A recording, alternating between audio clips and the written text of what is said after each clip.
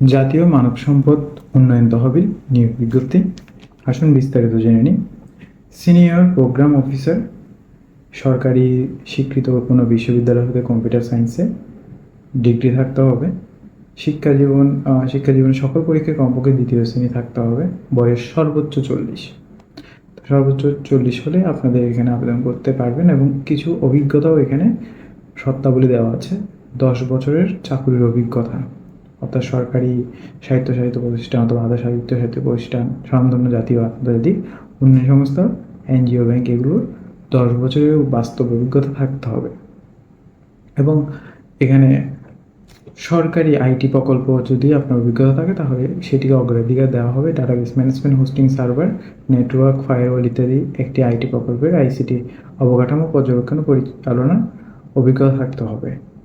জ্ঞান ও দক্ষতা, hardware software programming সম্পর্কে বিস্তৃত জ্ঞান, সমস্যা সমাধানের সক্ষমতা, লজিক্যাল অ্যাপ্রোচের সমস্যা সমাধান সংক্রান্ত জ্ঞান এবং ডেভেলপমেন্ট ল্যাঙ্গুয়েজ ব্যবহার করার ক্ষমতা, যেমন জাভা, C++, ভিজুয়াল বেসিক, এই ল্যাঙ্গুয়েজগুলো জানতে হবে।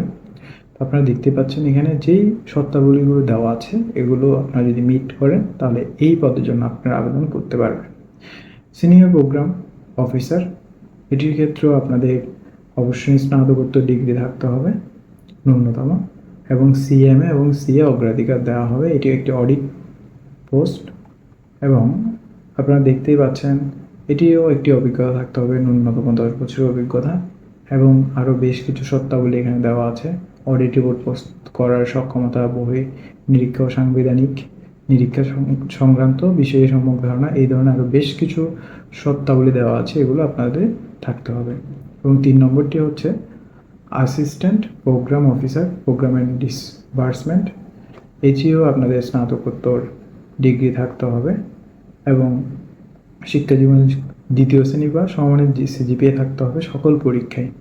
এবং এখানেও আপনাদের অভিজ্ঞতার শর্তাবলী দেওয়া আছে, অবশ্যই এই শর্তাবলীগুলো পূরণ করতে হবে। এরপরে দেওয়া আছে assistant programme officer, monitoring and evaluation. তো এই পদের জন্য স্নাতকোত্তর ডিগ্রি থাকতে হবে এবং শিক্ষাজীবনের সকল পরীক্ষায় কমপক্ষে দ্বিতীয় শ্রেণী বা সমমানের CGPA থাকতে হবে। তো এখানেও কিছু শর্তাবলী দেওয়া আছে, যেমন গবেষণা কার্যক্রম গ্রহণ ও সম্পাদনের সক্ষমতা, MS অফিস, বাংলা ইংরেজি ভাষার দক্ষতা এবং দক্ষতা উন্নয়ন সংশ্লিষ্ট প্রতিষ্ঠান প্রকল্পে কাজের অভিজ্ঞতা। অ্যাসিস্ট্যান্ট প্রোগ্রাম অফিসার, এটি প্রশাসনের পোস্টে সরকার স্বীকৃত কোনো, এটিও হিউম্যান রিসোর্স ম্যানেজমেন্ট, লোক প্রশাসন, পার্সোনাল ম্যানেজমেন্ট বিষয়ে স্নাতকোত্তর ডিগ্রি থাকতে হবে। শিক্ষা জীবনের সকল পরীক্ষায় কমপক্ষে দ্বিতীয় শ্রেণী CGPA বা সমমানের CGPA থাকতে হবে এবং এটির ক্ষেত্রেও যে জ্ঞান ও দক্ষতার যে শর্তাবলীগুলো দেওয়া আছে এগুলো পূরণ করতে হবে। আপনারা যারা এই আবেদনটি করতে যাচ্ছেন এটি 1/4/2026 অনুসারে অবশ্যই সর্বোচ্চ বয়স হতে হবে, অর্থাৎ এখানে যে উল্লেখিত বয়স আছে সেটি সমান বয়সের মধ্যেই হতে হবে। এবং এই পরীক্ষা এখানে কিছু নিয়মাবলী দেওয়া আছে। বর্ণিত সকল পদে নিয়োগের জন্য প্রথম পর্যায়ে MCQ, দ্বিতীয় পর্যায়ে MCQ এ উত্তীর্ণ জন্য সকল লিখিত, সর্বশেষ পর্যায়ে শুধুমাত্র লিখিত পরীক্ষায় উত্তীর্ণদের জন্য মৌখিক পরীক্ষা গ্রহণ করা হবে। এই ধরনের কিছু নিয়মাবলী এখানে দেওয়া আছে এবং এই আবেদনটি করতে হবে অনলাইনে এবং 26শে এপ্রিল এই আবেদনটি শেষ হয়ে যাবে।